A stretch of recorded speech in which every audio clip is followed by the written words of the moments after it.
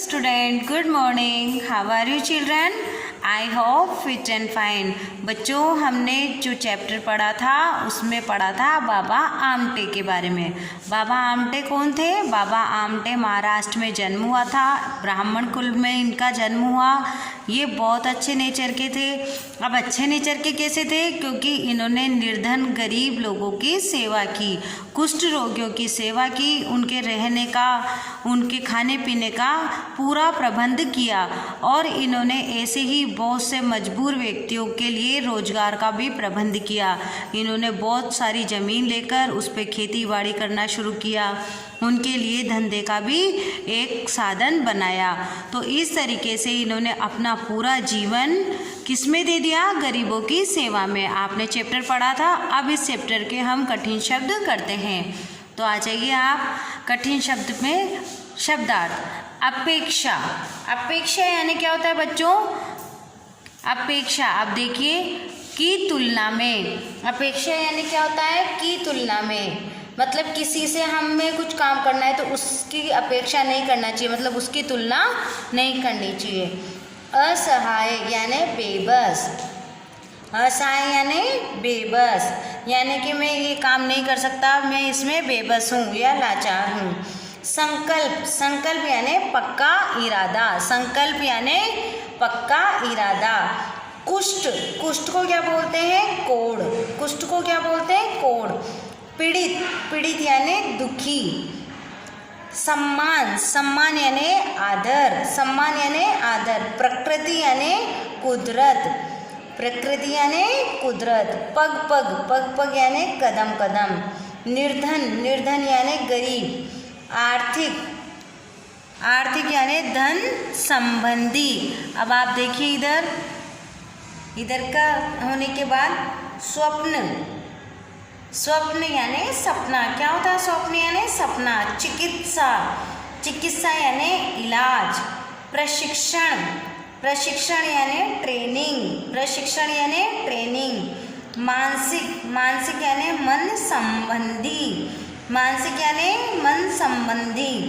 घृणित यानी नफरत करने लायक। घृणित यानी नफरत करने लायक। स्वीकार। स्वीकार यानी मंजूर। स्वीकार यानी मंजूर। प्रोत्साहित। प्रोत्साहित जिसे प्रोत्साहन दिया गया हो। प्रोत्साहित यानी जिसे प्रोत्साहन दिया गया हो। स्वीकार। स्वीकार यानी मंजूर। और फिर देखिए प्रोत्साहित। प्रोत्साहित ये आपके नया शब्द आया है, तो इसका है आपको जिसे प्रोत्साहन दिया गया हो। चकित। चकित यानी हैरान। चकित यानी हैरान। विकलांग। विकलांग यानी क्या होता है बच्चों? शारीरिक दोष वाला या अपंग। जो क्या होता है? जिसके जैसे एक हाथ नहीं रहता या उसके एक पैर नहीं रहता, तो उसको क्या बोलते हैं? विकलांग। ठीक है। अब ये इसके आगे के हम शब्दार्थ करते हैं। अभी विकलांग हो गया था बच्चों हमारा। विकलांग यानी शारीरिक दोष। अब ये स्वावलंबी। स्वावलंबी यानी अपने ऊपर निर्भर। जो कहते हैं ना, हम तो अपने आप डिपेंड है, अपने ऊपर डिपेंडेंट, किसी और के ऊपर नहीं है, तो वो होता है स्वावलंबी। यानी कि सेल्फ रिलायंस, अपने ऊपर निर्भर। सभागृह। सभागृह यानी सभा करने का घर। सभागृह यानी सभा करने का गृह। अब यहाँ तक हमने पढ़ा था निर्धन तक। निर्धन यानी गरीब। आर्थिक यानी धन संबंधी।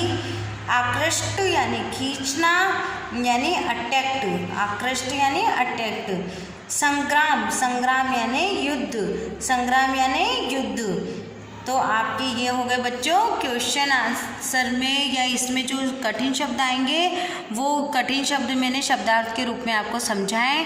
अब आपको मैं हमेशा कहती हूँ कि शब्दार्थ चाहे तो आप रफ कॉपी में लिख सकते हैं या याद करेंगे, पर जो बच्चों इस चैप्टर के शब्दार्थ हैं इसको आप एक एक दो दो बार अपनी रफ नोटबुक में लिखेंगे तो आपको बहुत सारे शब्दों को हिंदी में लिखना आएगा।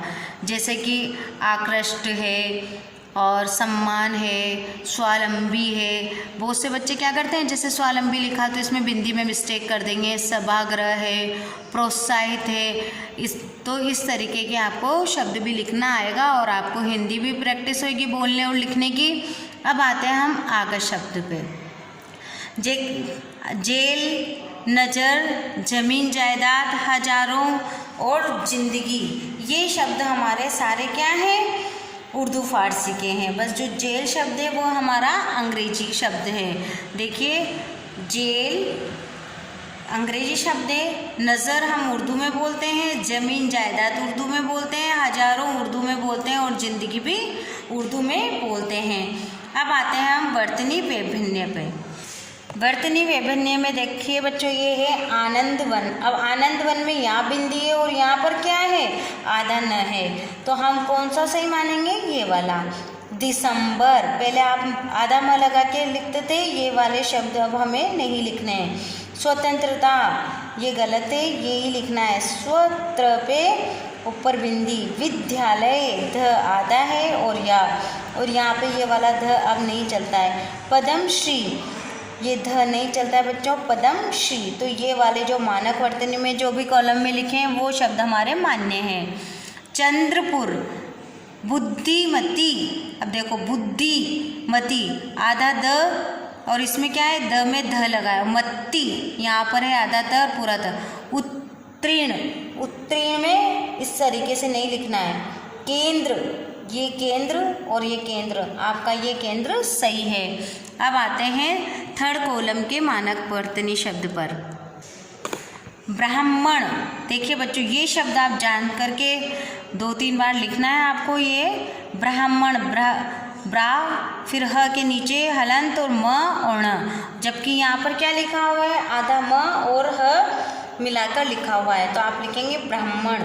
जिंदगी, व्यक्तियों, स्वावलंबी, आधा म इसमें ये नहीं लिखना है। तो ये जितने भी शब्द हैं आपको मानक वर्तनी वाले शब्द जितने भी हमने पढ़े हैं, इन्हें भी आप रफ नोटबुक में करेंगे। जितना हिंदी में आप लिखने की कोशिश करेंगे, ज़रूरी नहीं है जो हमारी फेयर नोटबुक है जो यहाँ पर आती है उसमें चाहे आप क्वेश्चन आंसर वाक्य प्रयोग कर सकते हैं, पर बच्चों आप अपनी एक रफ नोटबुक भी बनाएं, चाहे उसे सैटरडे को मुझे दिखा के जाएं कि मैम हमने ये वर्क अपने आप किया है। उसमें आप राइटिंग की ही तरह करें, पर आपको करना है। शब्दार्थ लिखें, उसमें मानक शब्द लिखें और वर्तनी वाले शब्द लिखें। जितना लिखेंगे उतनी आपकी हिंदी अच्छी होगी और राइटिंग भी। तो बच्चों आज हमने ये किया है, कल हम इसका अभ्यास कार्य करेंगे। इसके लिए आपको बुक पेंसिल साथ में रखनी है। Thank you.